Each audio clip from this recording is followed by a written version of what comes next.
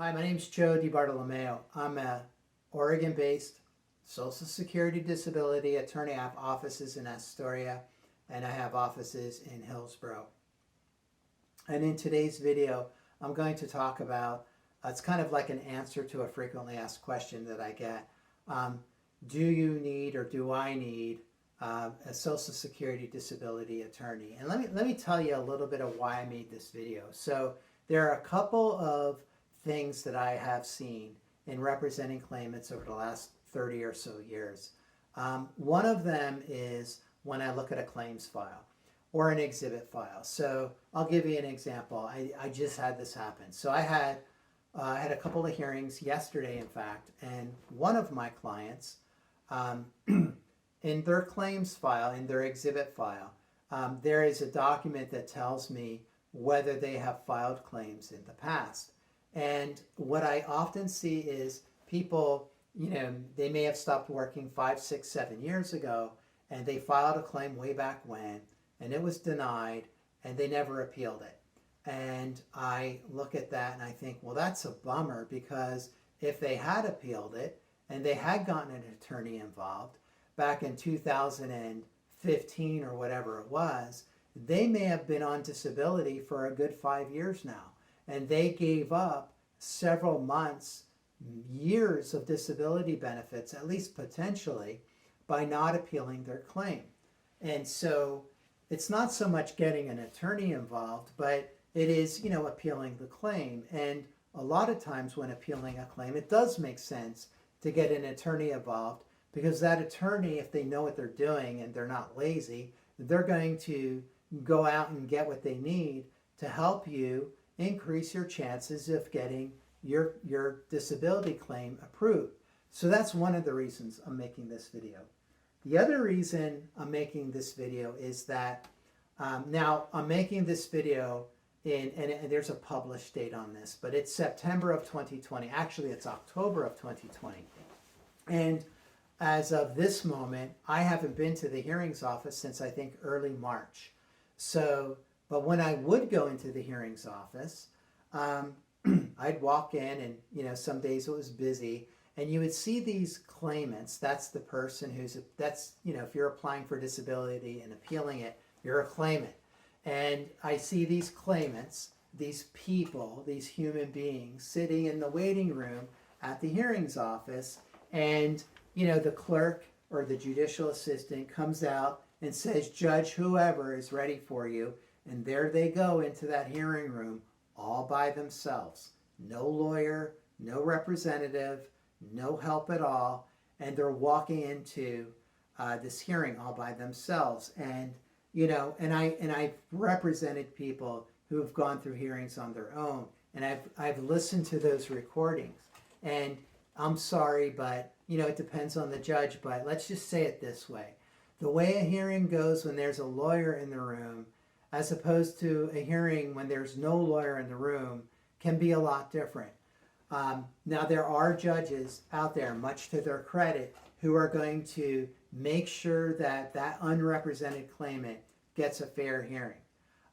But there are judges who will just go through the process knowing that that claimant may have missed some opportunities, whether it be getting new evidence, whether it be making certain requests, whatever that may be, and they're just going to, go through that process, and they're going to issue that decision, and it's not going to go well for that unrepresented claimant. So it really, I see that and I think, oh boy, I hope they do okay. But going in there on their own, that's pretty risky. And that's the other reason I'm making this video. So let me get off my soapbox and let me tell you when is a good time to hire a lawyer, or whether you should hire a lawyer on your Social Security disability claim. So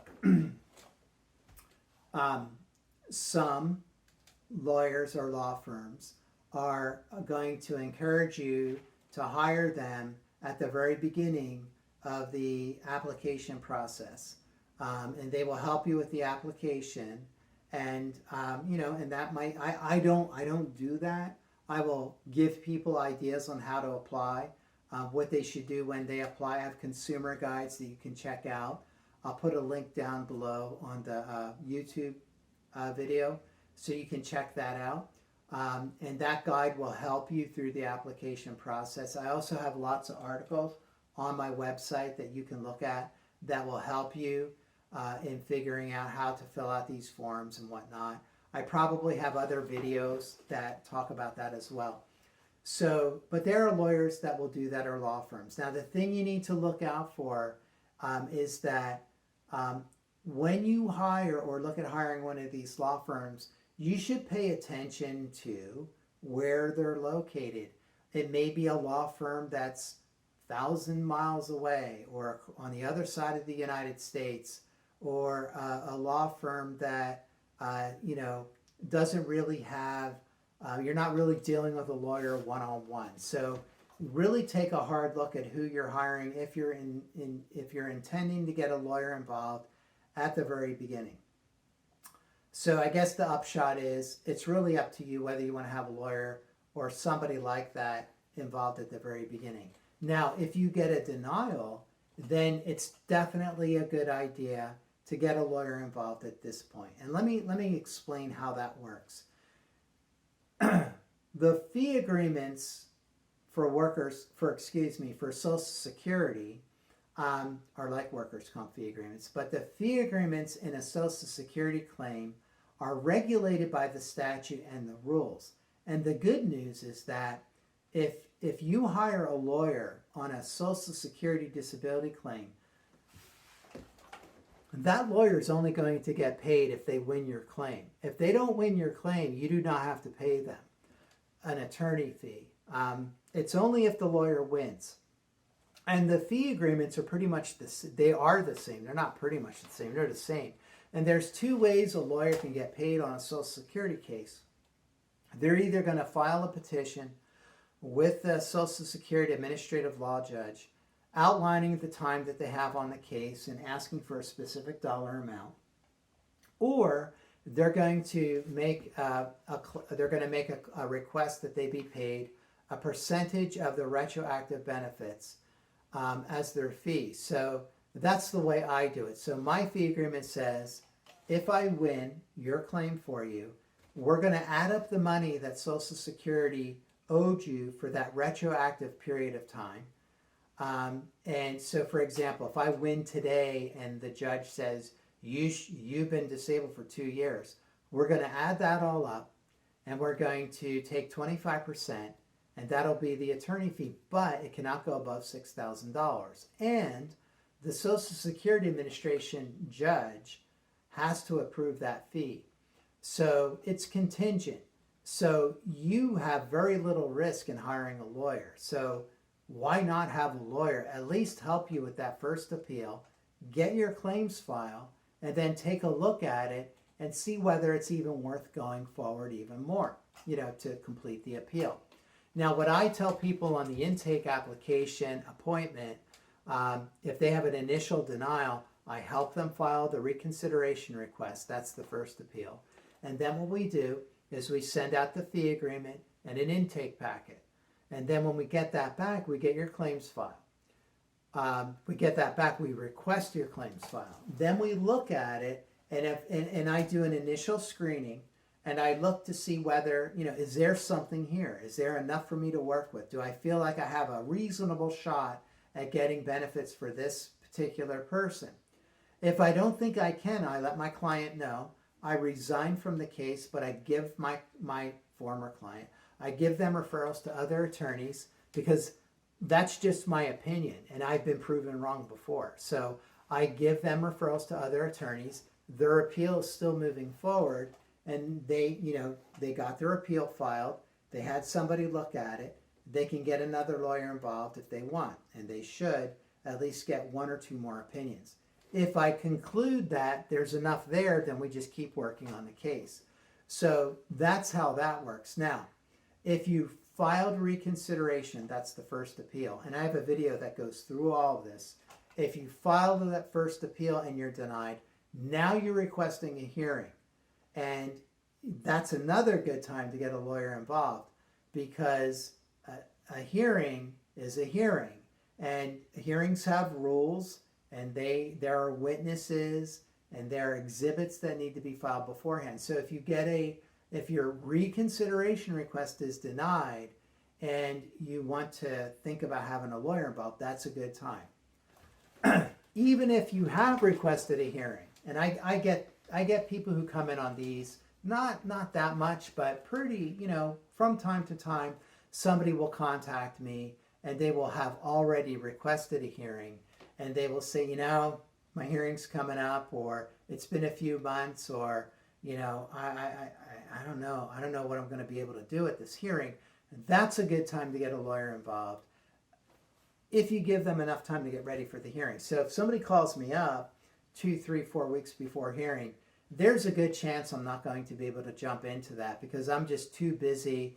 That's what I call, that's a drop everything case, where I drop everything and all of a sudden all the clients I've been working with are going to be starved of my attention while I try to do this urgent rescue to get involved in a hearing that's happening within 6 weeks. That's usually not going to happen.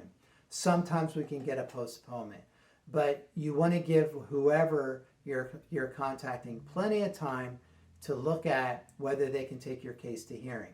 And here's why. And I kind of touched on this in the beginning. Most of the work that I do for my clients on Social Security cases, and this is probably true for a lot of even my other clients, most of the work that happens in a Social Security case going to hearing happens before the hearing. We are filling out questionnaires, helping our clients with that.